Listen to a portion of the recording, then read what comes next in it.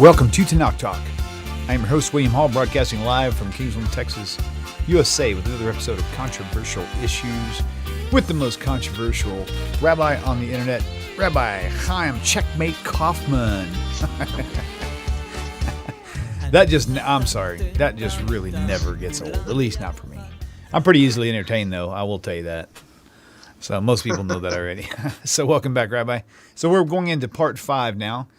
It could have a few more parts, not sure. We're just going to keep rolling. And if you guys, again, come up with additional questions about this before we finalize the topic and move on to something else, add them in, and we'll just keep part 6, part 7, part 8, whatever we need to do to make sure that you guys are satisfied. So here we go. Welcome back, Rabbi. Thank you for your commitment, and it's all yours. All right. Always a pleasure to be here. I think, at least for at least for myself, anyway. I can't speak for, not going to speak for everyone else. But, we love you. It's all good. That's, it's kind of the way it is.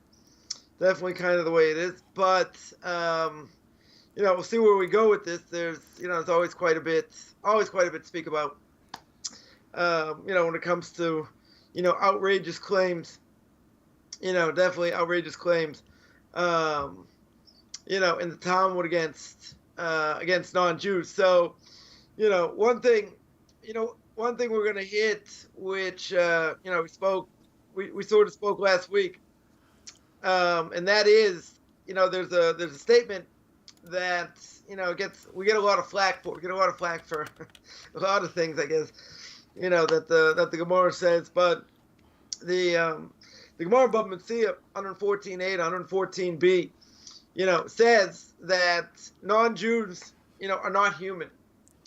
I guess that's pretty loaded statement, and, we'll take an inference with that, which means that only Jews over here, are considered human. So the obvious question is going to be, okay, what in the world, what in the world does that mean? How can we say that non-Jews, are certainly not human? And, this statement obviously, goes against many, many fundamental principles, within Judaism. And, not only that, but as we always say, you cannot take things out of context, even though everybody does, right? But the first thing is that, according to the Talmud itself, even though it says non-Jews are not human, obviously we have to see it in context, right? We're going to see 100%, and this is it's a total misinterpretation, right? As we're going to see. So the Talmud says in Tractate Bava Metzia 114b, says in the name of Rabbi Shimon ben Yochai, it says that the graves, of Gentiles don't cause any ritual impurity, right? In other words, if a Jew, came upon a dead body of a non-Jew, no impurity over here, right? As it says in Ezekiel chapter 34, verse 31, now you, Israel, are my sheep of my pasture. You are man. You are called Adam, meaning, right, you are called man, Gentiles not called man, right, as Ezekiel here says, right? So that's, obviously the inference that, if Ezekiel, again, we have to understand Ezekiel's a prophet. Everyone agrees he's a prophet. So what he's saying is prophecy from God. So God tells him over here, Jews, my people, the Jewish people are called Adam. What would I say? Very simple inference. I would say non-Jews are not. Right? So, I have to see exactly what that means. Comes along the Talmud in Croesus 6b, which says one who uses official anointing oil right? They used to, when they anointed the Kohen, the high priest, they would put anointing oil on him, and they would smear it also on an animal or vessels. So if a person did such a thing, really, the oil is supposed to be something specific, right? It's supposed to be, used for something that's been consecrated, right? But let's say they used it on an animal, or they used it on vessels. So what's the status? Are they guilty? Are they innocent? They're innocent over here, right? They're innocent of violating the holiness of the oil, right? But let's say they smeared this oil on a non-Jew, or on a dead person, or on a corpse, right? So if that would be the case, they're also going to be considered innocent over here. Again, what's the issue? You're taking something consecrated, and you're using it for something that, obviously isn't. So the question is, are you guilty? Are you liable over here? You're not liable, right? So the Gemara continues and says, certainly an animal in vessels, as it says in Exodus chapter 30, verse 32, right? It says it shall not be smeared on flesh of man, i.e. Adam, right? Adam, as we translate as man. And an animal in vessels are not man. So, as we continue, one who smears on a corpse also innocent, right? Because a corpse, obviously, someone who's not alive. Someone is dead. And a corpse is not called man because, the corpse doesn't have a soul. So when the soul goes out, it's only the body, so to speak. So, however, says the Gemara, why is one who smears on Gentiles, why would they be considered innocent? Why are they not guilty? Aren't they also men? They're also considered men. Why would they be innocent over here? So the Gemara says, according to Ezekiel chapter 34, verse 31, we just said, you Israel are my sheep of my pasture. You are called man. Now, if you're called man, what's my assumption? And, we can't make assumptions here, but this would be the assumption. And that is, you, the Jewish people, are the subject of the verse. You're called man, Gentiles not. Now, let's go back, and see what's going on over here. If we look at the first passage. Over here. What are we talking about? We're talking about ritual impurity. Ritual impurity, impurity, I'll say. Right? Coffman's law is, we'll call it spiritual cooties, right? Lack of a better term. We'll call it spiritual cooties over here. And that is that ritual impurity in and of itself. Where do we learn it from? Where do we learn that a person, let's say, touches a dead animal, touches a dead person, they're considered impure? For Numbers chapter 19, verse 14. Right? Because it says, this is a teaching regarding a man who would die in a tent. Right? Again, what's the usage of a man over here? Adam. Right? Man is called Adam over here. So since the Gemara learns from Ezekiel that the term for man only applies to Jews, the verse, but what's it talking about? Right? It's not just saying, well, Jews are considered man, non-Jews not. They're less than men. Right? They're animals. They're subhuman. No. What's it talking about? It's talking about ritual impurity. Ritual impurity applies to a Jew. Ritual impurity doesn't apply to a non-Jew. And it's going to apply to someone who's called Adam. That's the first thing. Second thing is, you look at the second passage. The second passage that we learned from Exodus chapter 30, verse 32. It says, only one who smears on a man, i.e. Adam, again, is liable. Right? Jews are called Adam. So if you smear this anointing oil on a Jew, you're liable. Now, what do we learn out from here? We learn out that from these passages itself, right, the inference that people are going to say is, we see from both things, both passages over here, non-Jews are not human. Non-Jews are, they're subhuman over here. Now, if the Gemara says that Gentiles are not called man, Now, what would I think? They're subhuman, right? Or I could say Jews are superhuman, right? But that explanation, obviously, not offered over here. Now, that would be the case. You'd say, okay, right? So we have somewhat of an explanation because we're talking about ritual purity, right? Ritual purity over here. But I have two other passages, which probably most people are not aware of, because obviously they wouldn't quote it if they were, because that would be a contradiction in the statement. And that is that we have a contradiction. We have two other passages that would contradict this. And now we're going to see, that being the case, how we're going to reconcile all these things together. Right? So it comes on the Gemara in Gittin. The Gemara in Gittin 47a tells me a Gentile has the ability to purchase land in Israel in order to dig holes and to dig caves. Right? They're allowed to purchase land. I mean, not so simple here. We're non-Jews purchasing land, but we're not going to go into all the details. But let's say they did. Let's say they purchased land to dig holes, to dig caves. Right? How do I know? How do I know that's okay? Because we have a quote from King David himself. King David himself in Psalms chapter 115 verse 16 says, "As for the heavens are the Lord's, but on earth he has given to mankind." What's the term for mankind? Bnei Adam, sons of Adam, literally, right? Bnei means bonim shali, right? My sons, let's say. It's in the plural. Give a little bit of Hebrew grammar here.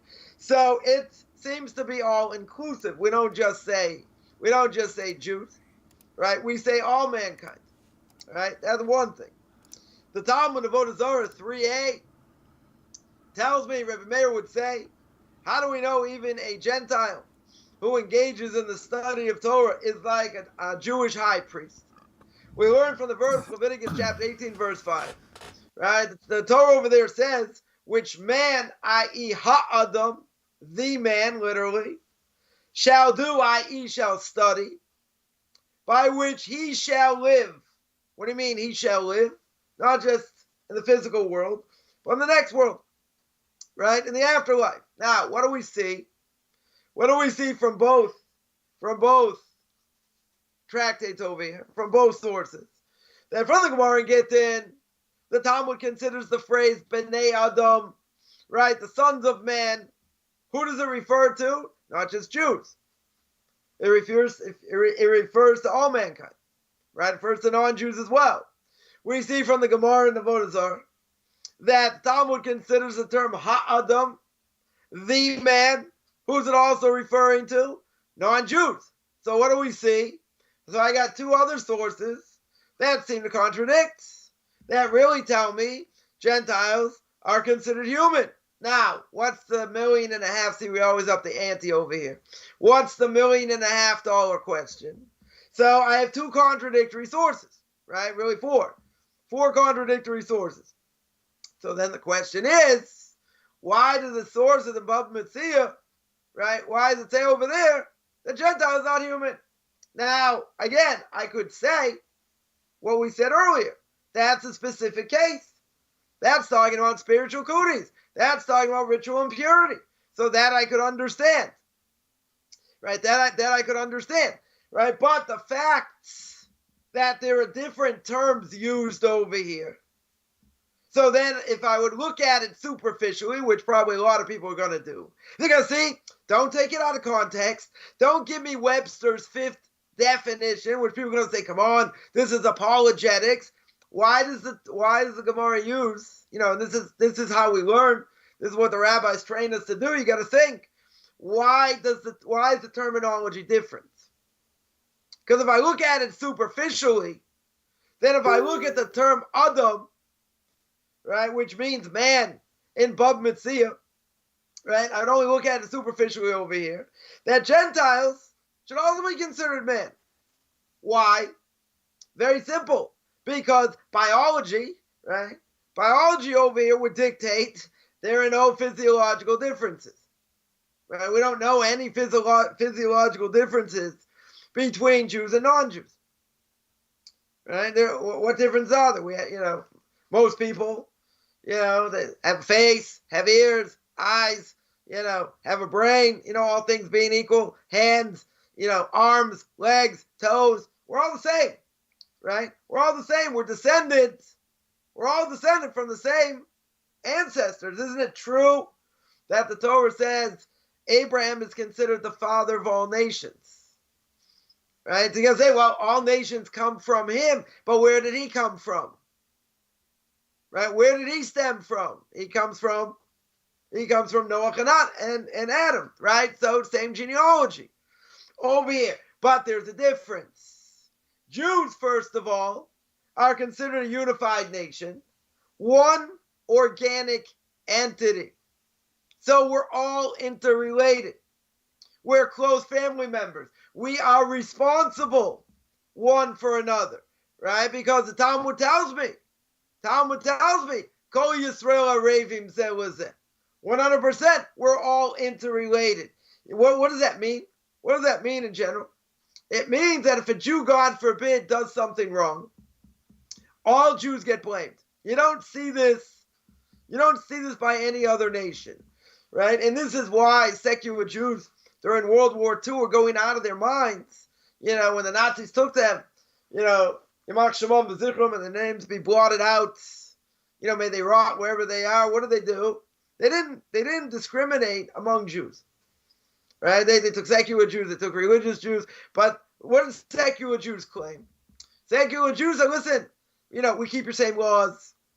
We married your women. We went to your sporting events. We fought in your wars. We are the same, right? We're the same as you. So take these other Jews, the same thing that anti-Semites say, Jewish anti-Semites, non-Jewish anti-Semites, we're different.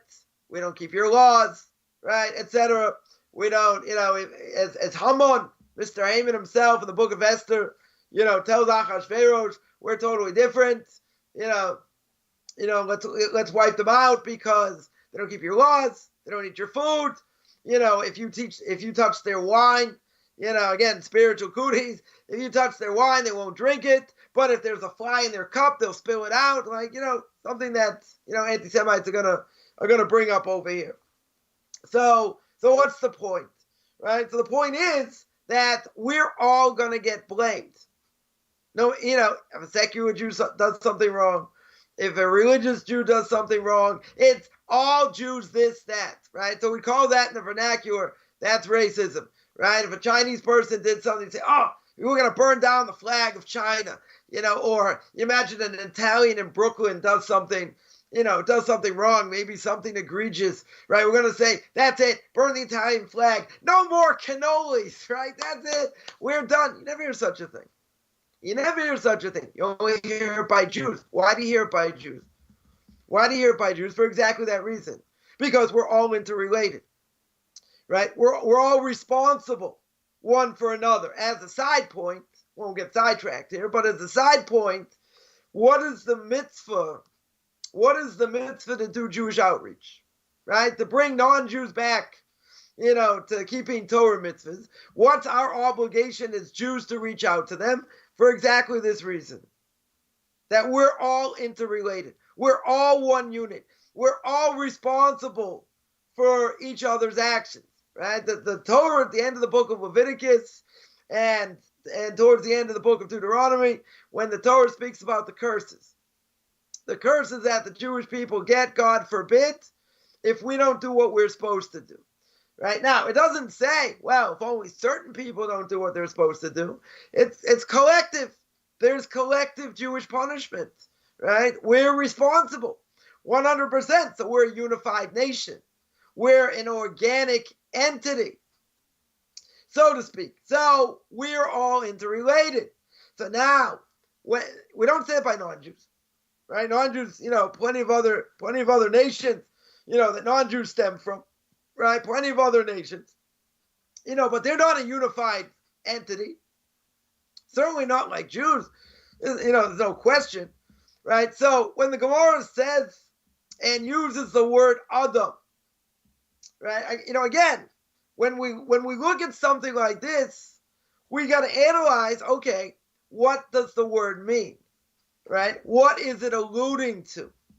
I can't just, again, we could cherry pick, as the Messianics and everyone does, right? We could 100% cherry pick and say, come on, look what it says over here. You're going to give this, fancy answer, or maybe you like it, maybe you won't, whatever the case is, you're going to give this answer, but, let's call a spade a spade. Most non-Jews can't read Hebrew. They can't read Hebrew. Now, if they can't read Hebrew, and they're going to say, oh, but it says they're not human. Okay, let's analyze. Let's analyze what the Hebrew says, right? It says Adam. Now, Adam normally means man. That is true, right? That 100% is true, right? But again, what's it referring to here? It's referring to Genesis chapter 1, right? Genesis chapter 1, we see who was around at the time. Adam, right? How many people was with Adam? One person.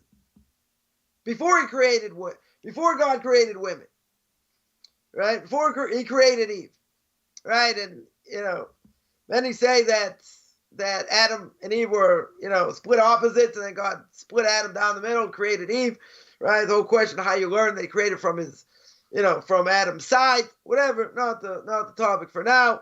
But what does the Gemara refer to? What is the Gemara understanding over here? That again, that when it talks about man, it's talking about the first man as a unit over here. As an organic unit, like one person. Now, if that's true, so what about non-Jews? What would I say about non-Jews? The non-Jews have this organic national bond with each other? No, they don't have a natural bond with each other, right? You see what goes on in the world. Separate nations, they get along, they fight, maybe they fight more than they get along. Whatever the case is, right? They don't share a national bond. They're separate. Each nation, separate one from the other. So therefore, they're excluded from this concept, right? We're not saying, non-Jews, they're subhuman, whatever. What do we mean when we say the word Adam? When we say the word man, we're talking about in general the first man, one nation, one organic unit over here.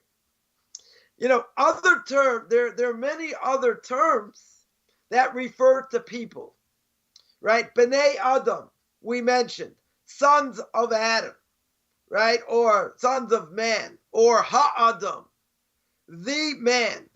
What are we talking about? What does that terminology mean? Or what do those terms mean? They're understood to mean the human species, right? What we call Homo sapiens, right? Of which Gentiles included. They're no, are Gentiles called Homo sapiens? Yes. Are Jews called Homo sapiens? Yes. Right? Everyone's in the same boat over here. So therefore, we're going to be very specific.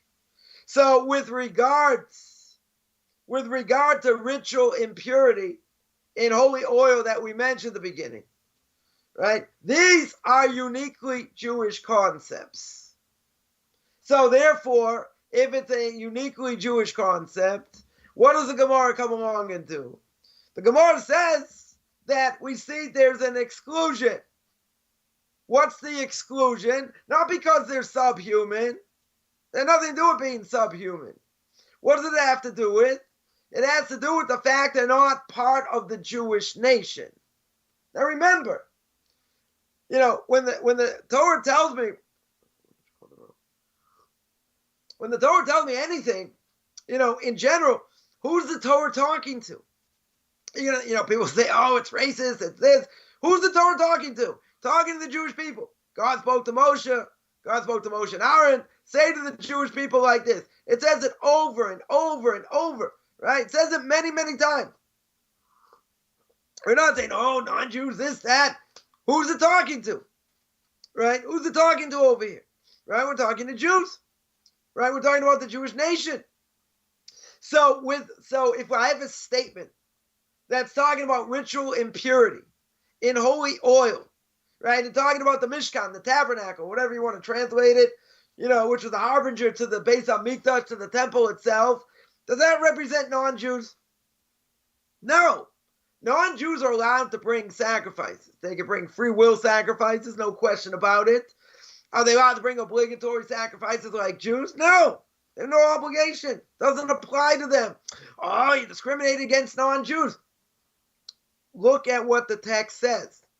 Look at what, majority of the time, 99.9% of the time, just like, Christians take all these verses in Tanakh totally out of context, which we've shown, many times. This you can't say, oh, it says we're subhuman. It only talks about man being a Jew, not a non-Jew. Why does it do that? Because what's it talking about? What's the context? It's ritual impurity or Coffman's law, spiritual cooties. That doesn't apply to non-Jews.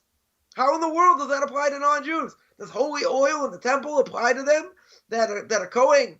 The high priest is going to get consecrated, or the vessels are going to get consecrated. What does that have to do with them? It has nothing to do with them. These 100% are uniquely Jewish concepts. Therefore, what does the Gemara say? What does the Talmud tell me over here? It's going to exclude anybody that's not part of this organic Jewish nation. Non-Jews, animals, plants, anything that has nothing to do with the Jewish nation. So you're going to say, is that discriminatory? Why does the Talmud have to be include everybody over here? There's a context. You can't tell me. You can't just tell me, come on, that's discrimination. We're going to take you to court. That's terrible. That's talking against non-Jews. It has nothing to do with non-Jews.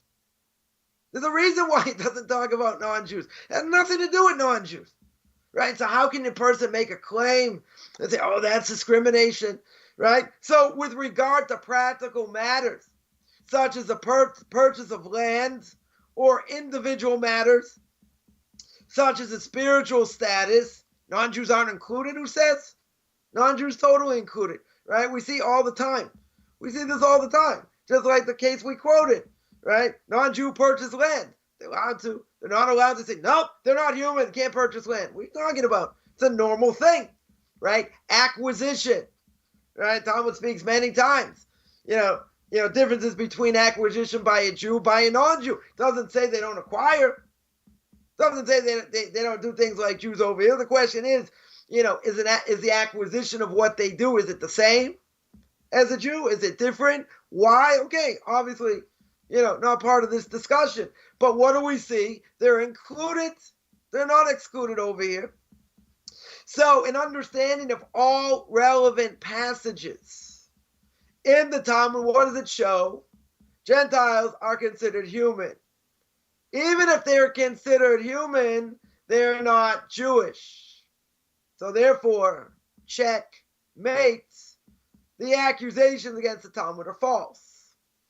Right? So over here, we're going to say that, we obviously have to look in context, right? But in such a case, you're talking about humans in general, non-Jews included. You're talking about Jews, non-Jews not included, right? In general, right? Depends on the case. It's going to depend on the case over here. But that's not to say, oh, we hate non-Jews and we discriminate against non-Jews. There are plenty of things, many, many things that don't apply, that 100% don't apply. That has nothing to do with discrimination. That has nothing to do with saying, oh, they're subhuman. Where in the world do we see by ritual purity or impurity that should apply to non-Jews? You can say, well, that's discrimination. We're not talking to non-Jews over here. That has nothing to do with them, right? Totally nothing to do with them, right? I'll mention like this. If a person looks in a prayer book, a Rosh Hashanah prayer book, which is all about judgment, right? Rosh Hashanah all about judgment of the world, right? Judgment of mankind. We don't say it's a judgment of Jews. See, most non-Jews not aware. Rosh Hashanah comes along. They're included. They're included in judgment. Now, does that mean, non-Jews have to sit in synagogue, for 7-8 hours during the day, go through all these, liturgical poems, fill the awe of the day? No. Right? They're not obligated. Certainly not. Are there certain things, certain aspects that maybe might apply to them? Could be. Could be, but they're certainly not going to have the same obligation, that we do. But what do we say many times, as we blow the shofar, right? When we blow the shofar, we say this is the day of creation of man. We don't say creation of Jews, right? So if you look at the prayer book itself, we don't say that. We don't, we totally don't say that. We say it's the creation of man. So too, non-Jews will make the statement, they'll say, hey, if you look at the prayer book, right? The prayer book, in our morning prayers, what do we say? We say, thank God I'm not a slave. Thank God I'm not a non-Jew. Thank God I'm not a woman. Well, certainly makes women look bad. Certainly may look non-Jews look bad, right? What are you saying? A non-Jew's like a slave? A woman's like a slave? Like what's the context? What's the context over here? So the context is the fact that what does a slave and a woman have in common? A woman is only obligated in mitzvahs that are not bound by time. If there are mitzvahs that are bound by time, technically speaking, women are exempt because they have other responsibilities. But laws of Shabbos, obviously, they're obligated. Kashrus, they're obligated. Other things they're definitely obligated in. So, and women certainly have taken on many things as well. So they're obligated to many things. Certainly not like men, right? Because, women are different. They're not the same. It has nothing to do with being inferior. They have different responsibilities. But that being the case, what about non-Jews? Non-Jews have the same obligations as we do? No. They have a lot less. 100% they have a lot less. You'll say, well, they only have 7 laws. They have the 7 Noahide laws. The 7 Noahide laws are an umbrella. They're about 65, 70, maybe altogether. Laws that non-Jews have to keep, which obviously they have to know and they have to keep. Right, but at the same time, they're not obligated to keep what we keep. If they want to, great. Let them go through conversion. They don't want to, that's fine. Right, we're not looking for converts. We're not interested in converts. But if they want to come along, they want to show Coffman's language, they are the real deal. Very good. But that's not discrimination. What are we talking about? We're talking about the fact they don't have the same, they don't have the same obligation. 100% they don't have the same obligation. Right? So therefore, we're thanking God if we're awake when we say this, we're thanking God that I have more mitzvahs to do. That I have 10 more mitzvahs to do. But what about a woman? So what does a woman say? Does a woman say, thank God I'm not a man? No. They don't say that. They say, thank God I'm created in your image. Everyone's created in God's image. I'm created according to your will. That's the blessing. A woman says, I'm created according to your will. What you want me to do.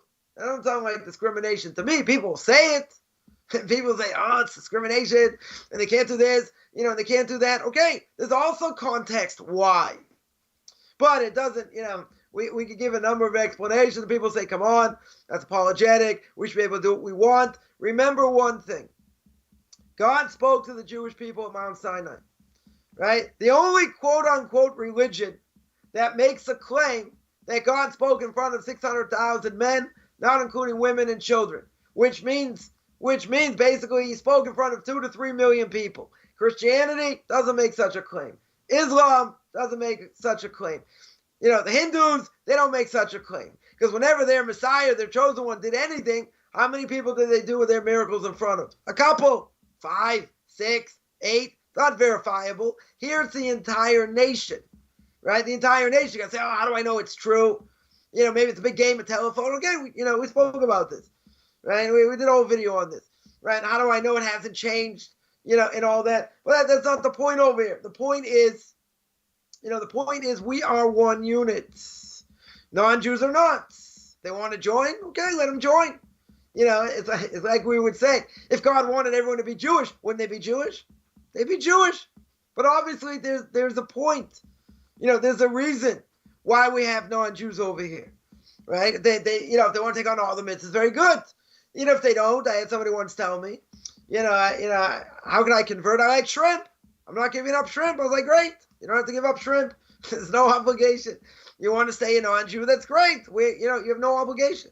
You have no obligation over here. But in practical things, we see non-Jews have the status of Adam. They have the status of man.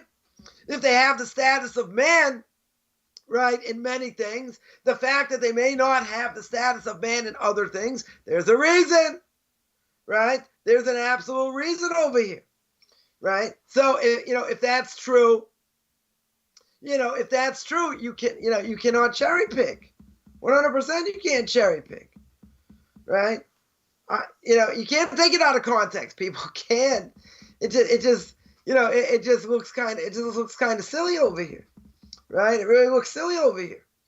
That you're gonna say, oh, we're not called Adam. This is discriminatory. This is terrible. This is this is anti-non-Jews. When's the last time purity or impurity in general had an effect on non-Jews? Doesn't, right? Totally doesn't, right? So if the problem is, one of the main problems is that people want to skew the lines. They want to skew the lines and say we're no different, right? They'll say, the Torah in a number of places says it's one law, right? It's one law for everyone. Made a video on that on my YouTube channel. Give a plug at the Rabbi Chaim Coffman. Take a look at my videos over there, right? But there's a context. There's a context. That's why I made a video on that, because there's an absolute context. The context, if you don't see it in context, doesn't it say in a number of places? It says, this is the same law for the Jew and the non-Jew. But according to logic, internal logic, let's think. Didn't God give the Torah to the Jewish people? Didn't he speak at Mount Sinai, Exodus chapter 20? He spoke to the entire Jewish nation. Those only 10 commandments, and then he gives over everything else and tells us what we're obligated in and what we're liable for or not liable for, right, etc. Don't apply to non-Jews. I mean, it will what they're obligated in, but for goodness sakes, when God comes to the Jewish nation and says, you're going to do this and and you're going to do that and you're going to keep these laws, oh, that's discriminatory against non-Jews. God, non-Jews had an opportunity. They had a golden opportunity. The Ramchal says, Moshe Chaim Mutzato, a blessed memory, brings down in Derech Hashem, in the way of God. God went to all the nations. As the Talmud of Avodah Zarah 2b to 3a tells me, God went to all the nations. He says, you want the Torah? They each ask what's written in it, and they all reject it. Right? All the nations reject it. God comes to Jewish people, and God says, you want the Torah? They say, sure. You want to know what's written in it? They say, Na'aseh v'nishma. They say, we're going to do, and then we'll hear what it says.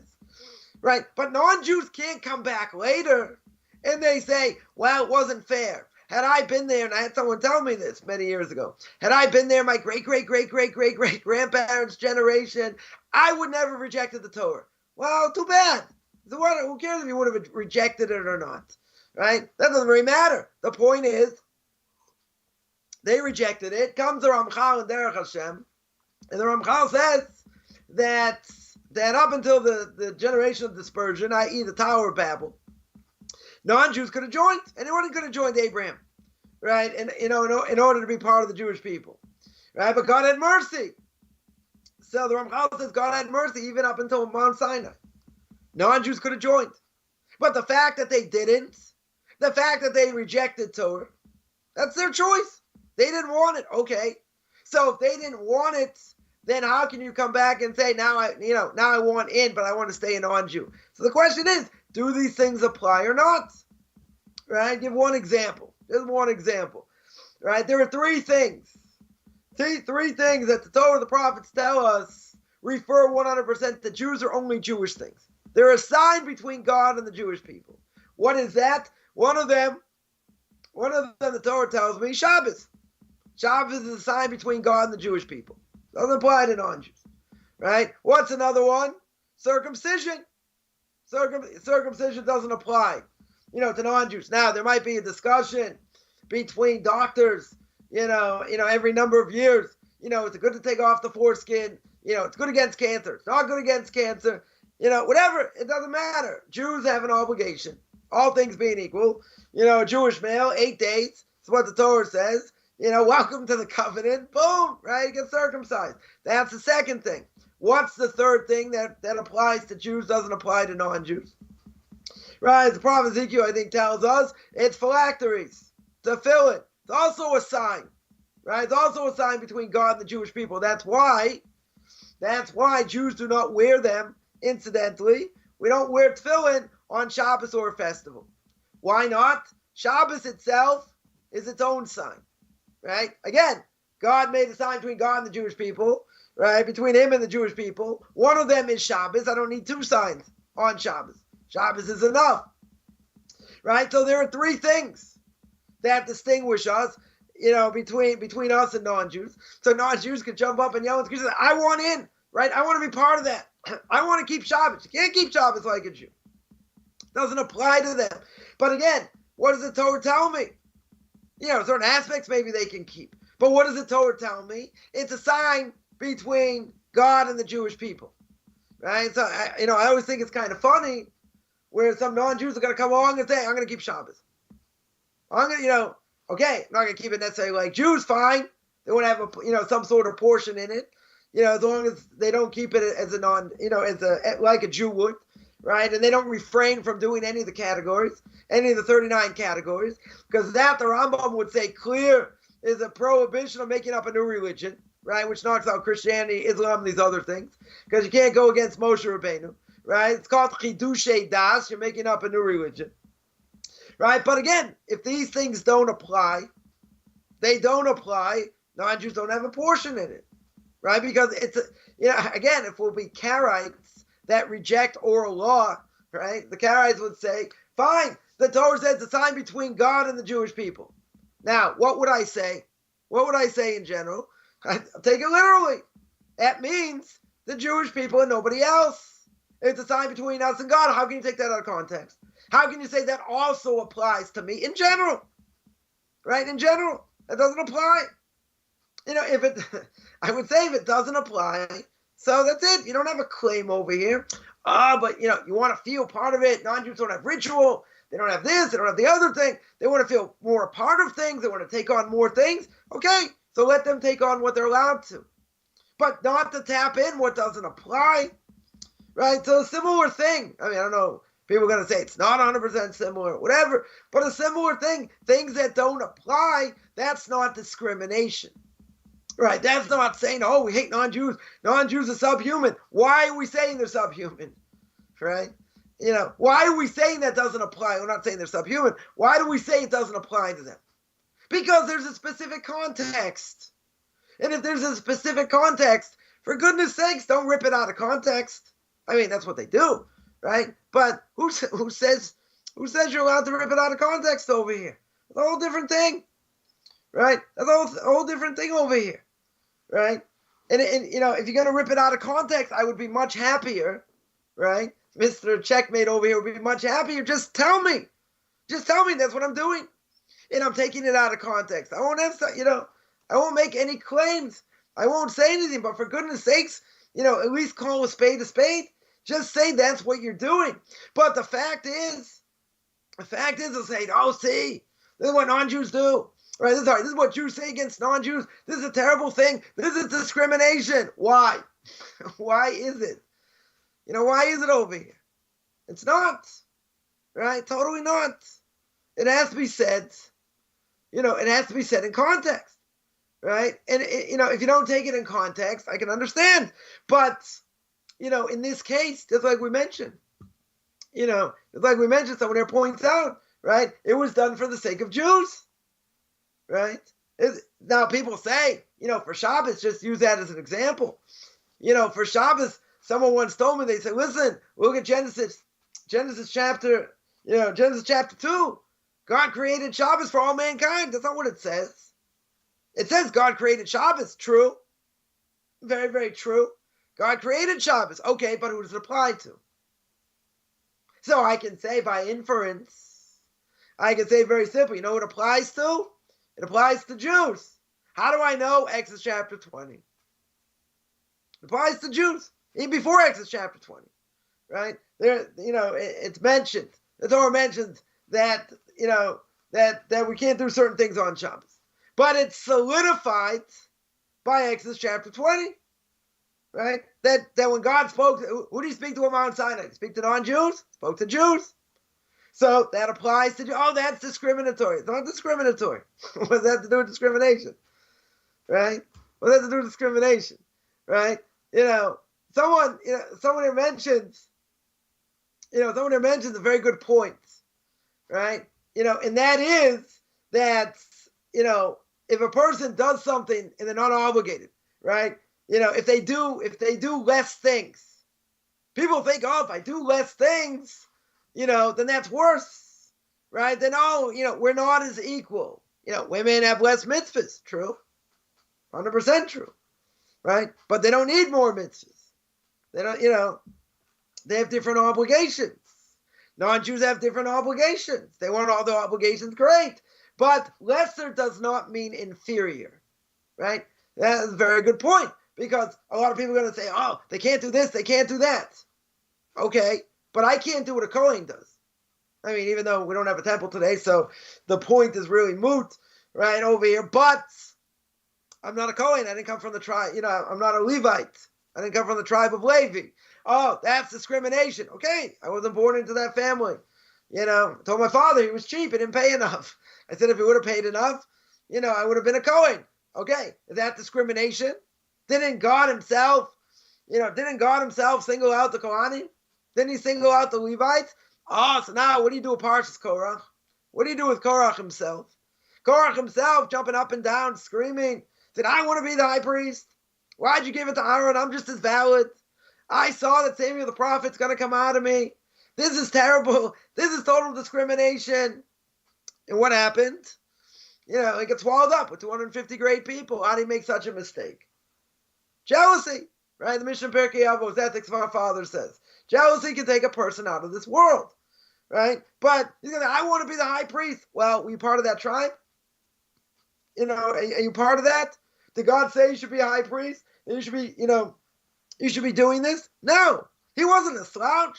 Don't get me wrong. Totally wasn't a slouch. Came out of Egypt. One of the 20% that came out of Egypt held the ark. There were certain people not worthy, held the ark, and they died. As they went in the desert. He didn't do that. He's on a much higher level, in many ways. But I want to be the high priest. Again, Judaism is not about what I want to do, right? And it's not even about what I say. Because most people are going to say, we don't care what you say. We want to know what the Torah says, right? We want to know what God says. True, right? That's 100% true. So that being the case, we got to follow what he says. We got to follow what he says. We have an obligation to listen to the rabbis, no question about it, right? As the Torah tells me, you got to listen to the Kohanim, in every generation. As the Torah says, even if they say what's left is right, what's right is left. The Kohanim are the teachers of the generation. So we're talking about the rabbis. Got to listen to them in every generation, right? So, if that's the case, it's not about, and this is where the problem really lies. And it's not about what I want. It's not about what I think, right? We have to do what God wants us to do. His desire is what our desire should be. We want to go in that path, right? We want to go in that path. That's great. Right? But we're not going to veer over here. We're not going to veer off. We're going to do exactly what he says. Right? We're going to keep exactly what he says. I cannot put what I think in. Right? Which is a lot of people have a problem with oral law. Right? They definitely have a problem because they say, oh, it's the rabbis. Right? They're human. And they're telling you what to do. So my opinion is just as valid. Right? My opinion is just as valid. I'll give one example. Something that people have difficulty with. Is Jewish prayer. Jewish prayer in general, we say the same things over and over and over again. During Shabbos, we say a few, some things that are different, than during the week. Festival, same thing. New month, same thing. So people say, what, I can't say my own prayers? You can say your own prayers, right? No one's saying you can't say your own prayers, but there's a fixed system, that the rabbis fix. Now, I would say, Coffman's language here, and I'm a pretty simple person. right? I would say, number of the prayers were designated, designed by the men of the Great Assembly.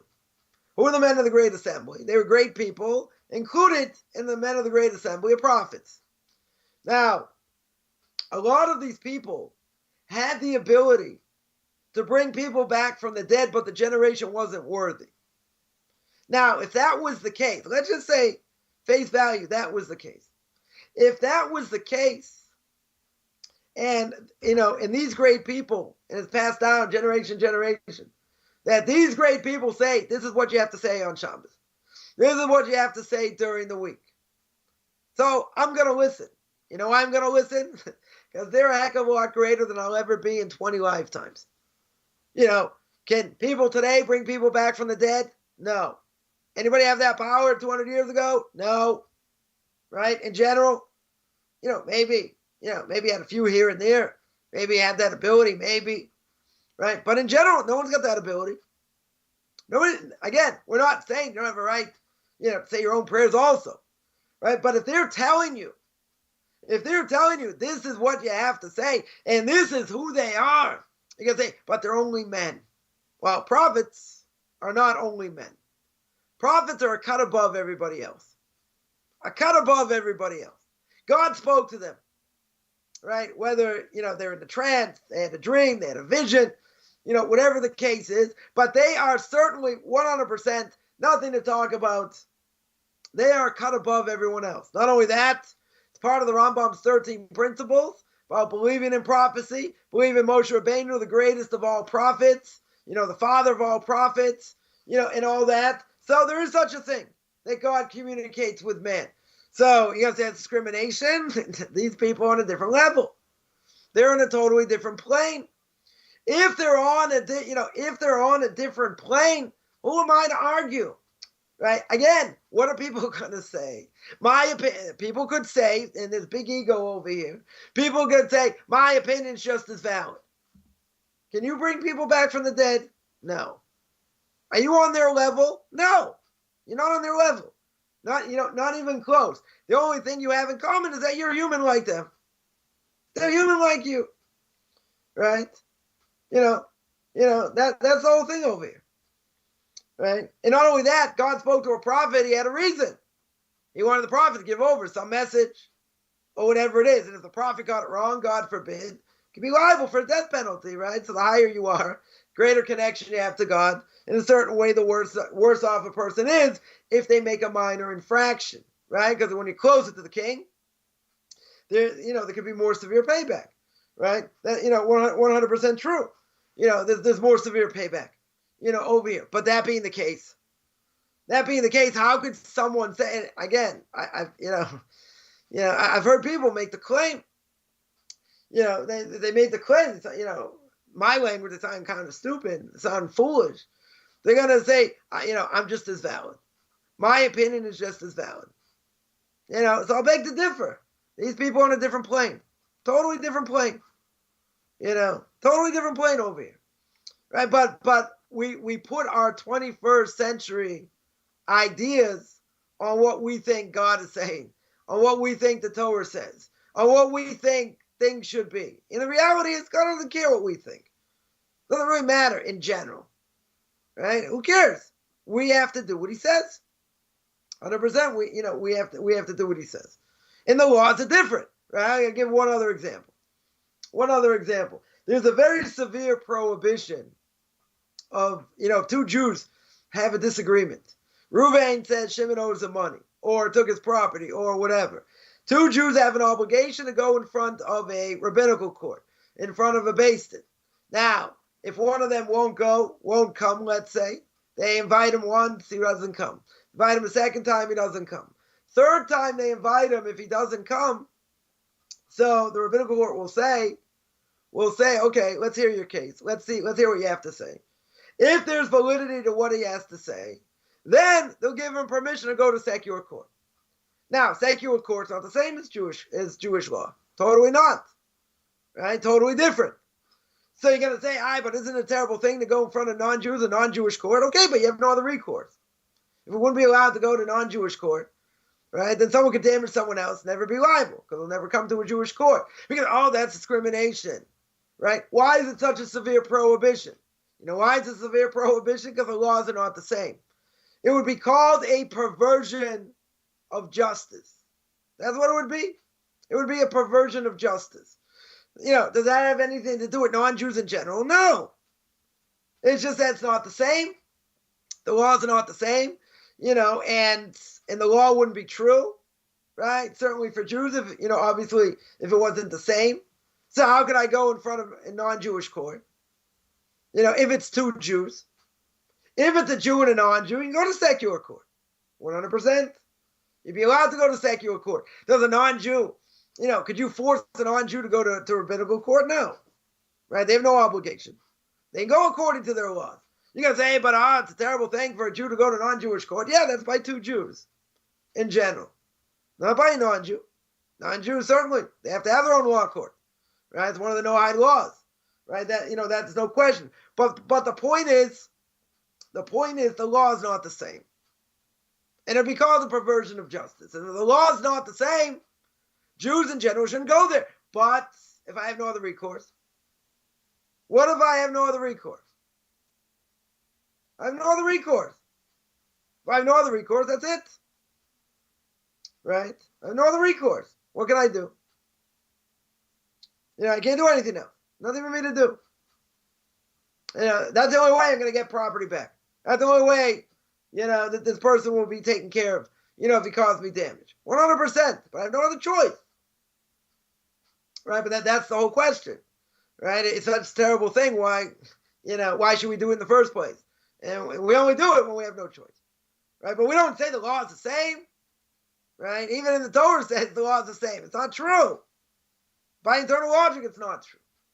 Right? So, you know, all these things, we have a, you know, a major common denominator. And the denominator is the law is not the same. And if the law is not the same, we have to see when it applies to non-Jews, right? What they're obligated in, what they're not obligated in.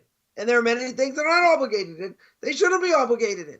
Right? A lot of these things don't make any sense. You know, you look at the Torah in general, 80% of the Torah, right, logically, doesn't make sense. A non-Jew, what do they have to keep? Right? What do they have to keep? They have to keep laws that apply. Right? You know, that's what they have to do. You know, they have to do what applies to them. What doesn't apply, you know, plenty of things don't apply. Very good. Right? Have a much easier life than we do in many ways. Right? We have a lot of obligations. You know, that's not adding to the Torah. 100%. It's not adding to the Torah. They're just explaining what the Torah means, as we said. You know, they're making a fence around the Torah as well, to make sure we're not going to transgress something more severe. But making a fence, don't make any mistake. Making a fence around the Torah in no way means we're adding to the Torah. You know, that's what people are going to say. You know, oh, that's adding to the Torah. It's not, you know, adding to the Torah is something very specific. I add another string to my tzitzis. I add another compartment into tefillin. That's adding or taking away. But making a fence around the Torah, not that way. That's a whole different thing. Right? Right? It's a totally different thing. You know, someone here points out, oh, but the rest of the requirements came after Moses. True. Even if it came after Moses, right? It was given at the same time. How do we know what the mitzvahs mean? There are so many mitzvahs. I could be here till tomorrow, which I'm not going to, right? But there are many, many mitzvahs. Don't make any sense. That, you know, it's a law book. And a law book doesn't give me definitions. It just says, do this, don't do that. Right? And someone here pointed out, you know, it says by Shabbos. You know, it says, you know, you have to rest on the Sabbath day. Does that mean I sleep all day? And if I get it wrong, I'm liable for the death penalty and to get spiritually cut off. So how do I know what to do? How do I know what to do over here? I would have no idea what to do. Right? I absolutely have no idea. You know, I have no idea. I would have no idea what to do. That's not changing the Torah. That's explaining what it means. Right? So in all these things, as we're going to wind down here, right, we have to see exactly what the context is. Right? It's not fair, and we'll make this clear. It's 100% not fair for them to just, you know, bring a whole list of things and cherry pick and say, this is terrible, this is discriminatory. Okay, let's have a discussion. Let's see what it means. Let's understand the terminology. right? We just saw from this the terminology and the word man and Bnei Adam are, the terminology specific. So if there are different names, it's specific. You can say, oh, the rabbis made that up. But again, we have to come up with some explanation, to understand what the terminology means. Because if I didn't do that, then you say, yeah, we just lump everything together. But that would be the obvious question. And Karaites would have an issue. What's the difference? What's the difference between Ha'adam, the man, and Bnei Adam, sons of men? Maybe there's no difference. Right? Torah tells me many times, Bnei Yisrael, the sons, children of Israel, we translate it as. But sometimes the Talmud will say, yeah, children of Israel means men, not women. Right? How do they know? You got to see the context. But when you rip it out of context, and say, oh, this is terrible, this is that. Right? Obviously, that's not so fair. Right? You're not playing fair over here. If you want to, you can tell me, I see it in context, I don't like the explanation. Okay? But it's not the only explanation. Right? There are many, many different explanations, which we may be privy to, we may not. But in the end, it doesn't matter. Right? So we see over here, there are 4 different sources, that seem to contradict each other, that seem to say that, it means one thing, and then one source says it means something else, right? But in the context we see, how it all comes together, and that's really the point, right? That's really the point over here. So, you can't cherry pick, it's not fair, it's definitely not fair to do such a thing. But, if you are going to do it, at least look at the other side, at least look at the context, at least see what it says, right? And then you have questions, okay? But, we always have to remember, one also, very important thing, and learning these sources, you cannot do without someone who knows how to learn. Doesn't matter, the Talmud's translated into English, Spanish, other languages, doesn't mean you don't know how to read it. Anyone can read it, right, in their own language, right? Understanding it, that's a different issue. And understanding it comes with someone who's got expertise and knows what it means and knows how to explain it, right? But learn it on your own, yeah. I see, I'll just end with this. I see sometimes, somebody put up a post and say, Talmud quote for the day, right? And they'll quote something that, if you look at it at face value, looks kind of strange. This is a Jew doing this, by the way. So, they're to say, and maybe they'll make a comment or someone will make a comment, about it, but they're doing the same thing. Say, oh, look, the rabbi said this, come on, look how far-fetched, look at, whatever. Again, let's look at what they said. And, let's analyze what does it mean?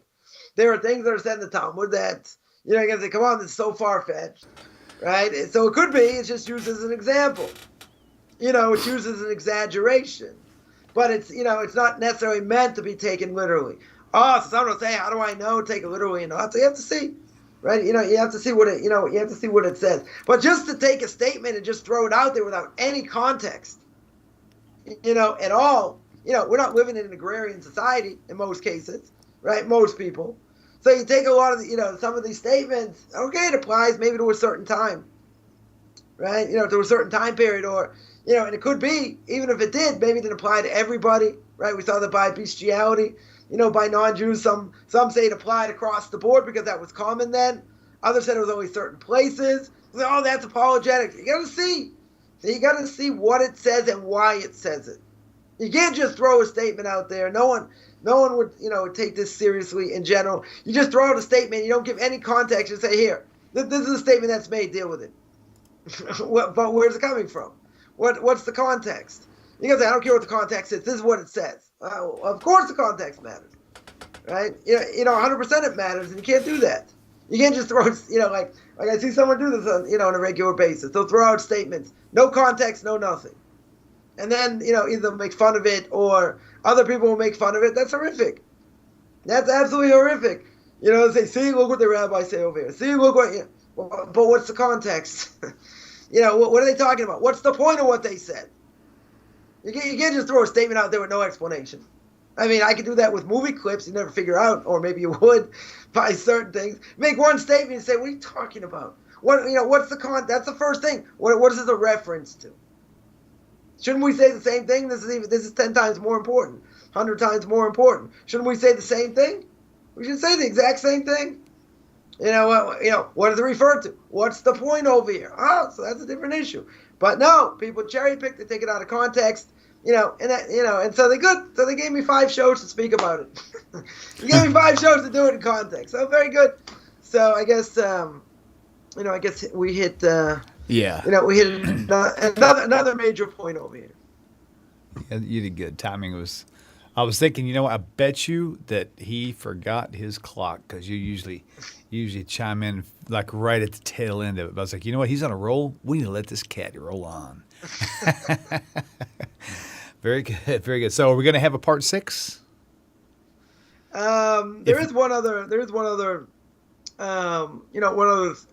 thing that doesn't necessarily make non-Jews look bad, but it's kind of a problematic statement. We could could deal with that next week, or in context with another topic, as well. So, okay, well, we're definitely guys. Then we're open. We're certainly open now for you guys. If you want to shoot me an email to knocktalkquestions@gmail.com or comment on the thread of the Facebook post that I put up for tonight's show, what you think would be a good show topic for future shows. So, and we'll see how all that works out. So, Rabbi, thank you for your time. Thank you all for tuning in. Be sure to subscribe to the YouTube channel, turn on notifications, and make sure you come back and see us again.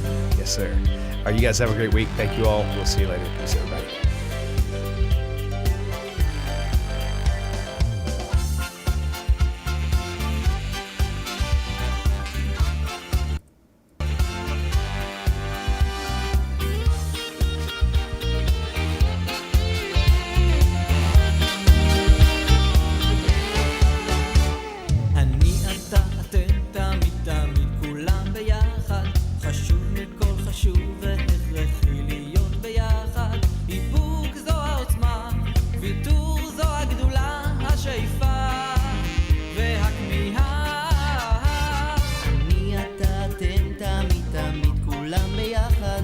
חשוב מכל חשוב והכרחי להיות ביחד